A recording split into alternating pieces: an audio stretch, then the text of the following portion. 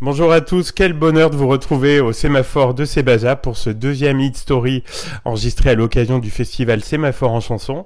Notre invitée est une habituée de l'émission, c'est sa troisième participation. On l'adore car elle nous touche avec ses chansons très justes. Bonjour Linda Lemay. Bonjour, ça va bien? Très bien, vous aussi? Ben oui, c'est le bonheur. Moi, quand je suis en spectacle, je peux pas demander mieux. Alors j'avais envie de légèreté dans ce Hit Story, donc j'ai choisi Nauséabond, un titre assez récent de votre répertoire. Est-ce que c'est un bon choix déjà? Oui, c'est un bon choix. Je pense que là, on est dans l'image très forte et dans les odeurs très fortes aussi. Donc c'est une chanson qui me fait beaucoup rigoler, puis aussi dans le style musical que ça a, très très country. Ça fait une belle respiration dans le spectacle. Elle traite d'un sujet dont on s'attend pas finalement en chanson. Non, c'est ça. Ça parle pas mal de toutes les odeurs corporelles qu'on peut traîner avec nous et dont on n'est pas toujours conscient. Et je me suis amusée à mettre des images là-dessus assez presque dérangeantes. Mais ça va sur un album des 11 albums que j'ai enregistrés. Oui. L'album s'appelle Critiquement Incorrect. Alors, je me suis permis sur cet album-là des choses que j'aurais été un petit peu gênée de chanter sur un autre album, mais là, ça faisait partie du concept de l'album. Donc, d'aller à ce point-là loin, dans presque de la grossièreté, mais en même temps, avec des jeux de mots agréables et des images comme j'aime les écrire. Ah oui, il y a beaucoup de poésie, enfin de recherche dans les jeux de mots, c'est excellent. Eh ben, merci beaucoup. Moi, en tout cas, ça me fait beaucoup rire. Et et encore une fois, il y a tout ce que j'aime là-dedans. Donc, il y a les images, mais on voit les personnages, on sent les odeurs, donc on est vraiment dans plusieurs dimensions. Est-ce qu'il y a eu un déclic pour l'idée de la chanson? Comment c'est né ce projet? Ah mon Dieu, cette chanson-là, je sais même plus. J'imagine que ça a dû venir d'une rencontre où est-ce que j'ai senti quelque chose et puis après ça, l'idée m'est venue. Je pense pas, par exemple, que les noms que j'ai prononcés dans cette chanson-là visent qui que ce soit. J'allais vous demander justement. Je me serais pas permis quelque chose comme ça. Là, quand même, je sais faire la part des choses. Donc, mais je me suis amusée à imaginer les personnages. Puis, il y a beaucoup de moi là-dedans aussi, on va se le dire. C'est dit. Alors, est-ce que le titre du morceau a été facile à trouver? Parce qu'il y a un beau jeu de mots là aussi. Oui, nausée. Ah bon? Ça a été facile à trouver, ça m'est venu super naturellement. Je trouvais que c'était le titre idéal pour le genre de chanson que je venais d'écrire.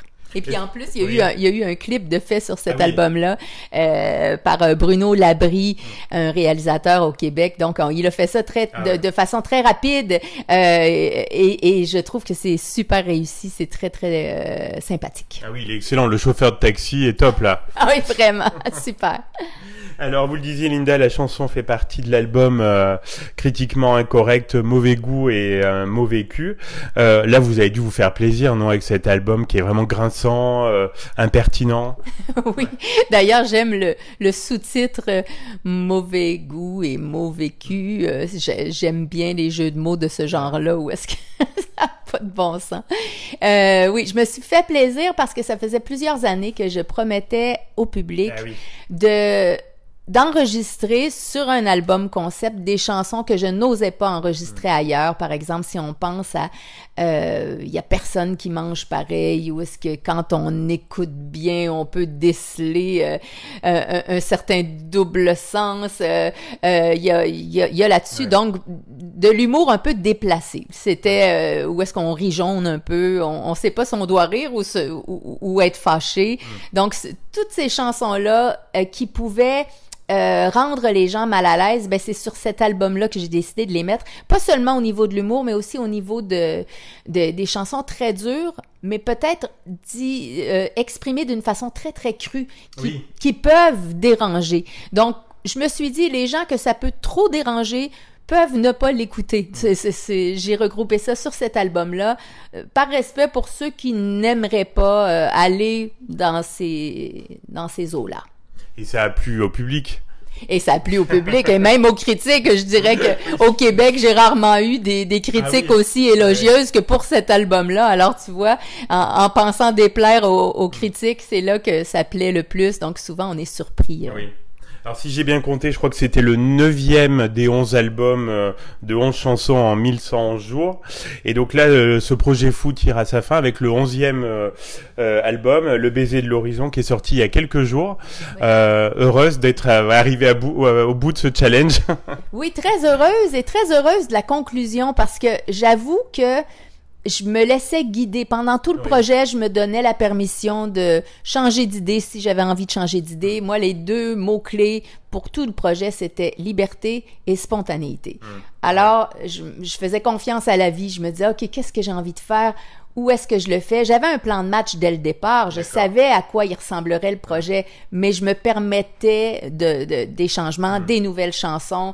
Et puis, quand je suis arrivée au bout, cependant, je savais pas de quelle façon j'arriverais à une conclusion parce que je pose beaucoup de questions dans mes chansons. Je me dis, OK, je cherche des réponses. Lorsque j'écris des chansons, on dirait que je suis à la recherche de réponses, puis je me dresse des tableaux de tout ce à quoi je fais face dans la vie. C'est parfois drôle, mais c'est parfois pas drôle du tout aussi. Ouais. Alors, ça me fait du bien d'écrire. Et en arrivant au bout, c'était la grande question, pourquoi je fais ça aussi? Tu sais, pourquoi écrire autant? Pourquoi prendre autant de drames et de les transformer en chansons? Mais parce que créer du beau, c'est ce qu'on peut faire de mieux dans la courte vie qu'on a ici sur Terre. Ben, c'est sûr qu'on va rencontrer plein d'épreuves et tout ça, mais quand on transforme ce qui est pas beau en beauté, ben c'est déjà quelque chose d'extraordinaire. Quand on profite de la vie et de nos capacités pour faire ce qu'on est capable de faire dans le moment présent, ben c'est extraordinaire. C'est comme ça qu'il faut un petit peu vivre sa vie. Et moi, comme j'ai écrit tout ce projet-là suite au départ de mon papa, on dirait que j'avais un sentiment d'urgence. Je voulais à tout prix tout faire aujourd'hui, ce que j'étais capable de faire, parce que je me dis, demain, on ne sait pas ce qui nous attend. Tout peut basculer très vite. Et voilà. Donc, je me suis dit, c'est maintenant que je laisse naître tout ce que je sens qui veut naître. Alors là, il y a plein de chansons. Il y a 121 chansons qui sont en circulation. Elles commencent à peine leur vie et on verra quelle chanson dans tout ce grand projet-là va arriver à des succès. Et pour moi, de toute façon, c'est déjà un succès qu'elle soit vivante.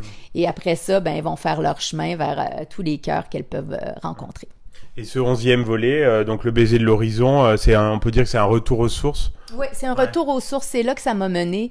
Ça m'a mené à la famille, un thème qui revient souvent dans mes chansons. Oui. J'ai eu envie de raconter l'histoire d'amour de mes parents, mais aussi de traverser cette histoire d'amour-là et de traverser ces vies-là jusqu'à l'étape de ce qu'on appelle la mort. Moi, j'aime mieux appeler ça le passage à l'autre étape. C'est mieux. Oui, c'est ça. Ouais. Parce que mon père est tellement présent. Tu sais, son absence, je la sens pas, je sens sa présence et je pense que tout le monde va sentir sa présence à travers cet album-là où est-ce que je rends hommage au plus fort et à la plus forte. Et puis, c'est, je pense, l'album le plus tendre que j'ai pu écrire dans ma vie. Il est parfois un petit peu triste, évidemment, parce que là, il n'y a pas beaucoup de touches d'humour. Si ça devient un opéra, je promets cependant d'équilibrer ça avec beaucoup de chansons plus humoristiques, parce que à leur image, il faut qu'il y ait de l'humour. Mes parents sont les meilleurs pour dédramatiser avec la vie avec humour. Linda, vous avez tellement de chansons. Comment vous les sélectionnez, en fait, pour un set comme ce soir, là, au Sémaphore? C'est du travail au jour le jour. Ah oui. Encore là, c'est lorsque je construis le spectacle, bon, ben là, il a été remis à neuf le spectacle parce que ça faisait 2 ans qu'on le roulait. Il y a un nouveau musicien qui s'est joint à nous, donc maintenant il y a Claude Pinault et il y a Marc Anger qui est au violon, Claude qui est multi-instrumentiste, donc principalement au piano dans ce spectacle-là. Oui. Et puis et donc il y a une base du spectacle qui est bien écrite et qui est rodée. Ensuite, je demande aux gens de me faire des demandes spéciales sur les réseaux sociaux. Et là, le jour même, donc, je prends toutes ces demandes spéciales-là et je décide de rebâtir mon spectacle le jour même ou la veille au soir ou dans la nuit qui précède. C'est énorme, quand même. C'est fou, là. Et là, il faut que je respecte un certain rythme du spectacle. Donc, c'est un travail, là, c'est comme de création au jour le jour. Je suis toujours en train de recréer mon spectacle pour qu'il marche, mais qu'il soit à l'image du public qui va être en face de moi. Parce que je pensais au début, je me suis dit, tiens, je vais faire 4 demande spéciale, Oui, parfois sûr. des petits bouts, Oui. faut pas que ça s'éternise. Le spectacle, finalement, dure souvent près de 3 heures à cause de tout ça, de tous ces ajouts. Puis aussi parce que j'ai la folie de me dire, non, je veux faire plaisir à un maximum de personnes. Alors, parfois, je bâtis le jour même ou la veille au soir des medleys de chansons. J'essaie de trouver celles qui sont un peu dans les mêmes tonalités. J'essaie de bâtir quelque chose qui a un rythme, qui a de l'humour et qui a aussi beaucoup d'émotions. Donc, ça, c'est vraiment différent de soir en soir. Les gens qui reviennent voir le même spectacle, La vie est un conte de fou, que ça s'appelle, eh ben, c'est la folie parce que c'est jamais exactement le même spectacle. Alors, vos sentiments par rapport à la salle, le Sémaphore, vous étiez déjà venu ou pas? Non, c'est une première? Première fois pour moi ici. Donc, j'ai pas encore vu la salle. J'ai fait les entrevues depuis que je suis arrivée. Je suis en entrevue. Donc, je vais voir la salle très rapidement tout à l'heure, peut-être vu qu'il y avait un spectacle, j'ai pas pu faire les balances. Donc, il faut que j'aille voir si je m'entends quand même. Donc, on va prendre un petit 5-10 minutes tout à l'heure pour aller vérifier tout ça, pour être sûr qu'on est prêt pour un beau spectacle, un beau gros spectacle bien dodu, bien chargé. Dernière question, Linda, quels sont vos projets là pour les prochaines semaines? Est-ce que vous allez vous reposer aussi? Parce que là, ça a dû être énorme là, entre la création des chansons, la tournée, enfin surtout dans plusieurs pays. Oui, exactement. C'est beaucoup de fatigue accumulée là. En plus, tout ça avec la ménopause, avec tout ce avec une opération au sein, j'aurais eu 1111 raisons d'abandonner le projet s'il avait fallu que je me laisse décourager. Mais non, je le voyais le projet, puis je l'aimais, puis je suis très très fière de m'être rendue au bout. Mais oui, effectivement, là, c'est l'étape de décrocher un petit peu. Et pour moi, même si c'est énormément de travail, les spectacles, vu que je rebâtis le show à tous les jours, ça demeure des vacances parce que c'est du plaisir aussi. Ouais, c'est du gros plaisir. Je me lance dans le vide. On se met en danger sur scène. Le public me pardonne d'être imparfaite. J'ai toujours été très humaine sur scène. Je me suis jamais obligée à être impeccable à tout moment. Donc, on est dans l'autodérision beaucoup et on est dans l'émotion surtout. Et donc, là, c'est les spectacles qui sont mon plan de match pour les prochains mois. Mais on s'en va même jusqu'à l'île de la Réunion très, très bientôt. Ça va être un beau voyage aussi. Je vais en profiter pour avoir quelques jours de repos là-dedans. Et puis après ça, ben il y a l'Olympia qui s'en vient aussi, qui c'est toujours un événement parce que ma mère va faire le voyage, mes deux sœurs, ma plus jeune fille, la grande, elle a fait du cirque en Allemagne à ce moment-là, donc peut-être qu'elle pourra pas être avec nous, mais ça c'est un moment que je vais apprécier beaucoup juste avant le temps des fêtes. Puis après ça, ben il y a plein de projets, peut-être un projet d'opéra, projet d'album instrumental, des projets, j'en ai tout le temps trop pour ce que j'ai le temps de faire. Donc ça c'est pas un souci, mais je vais essayer premièrement de me reposer avant. Eh ben, bon repos, Linda. Bravo pour ce challenge, hein, vous pouvez être fiers. Puis on va se quitter en écoutant Nauséabond, hein. Je pense que ça va faire plaisir à nos auditeurs. Et puis, j'espère à très bientôt sur Logos FM. Merci beaucoup pour tout.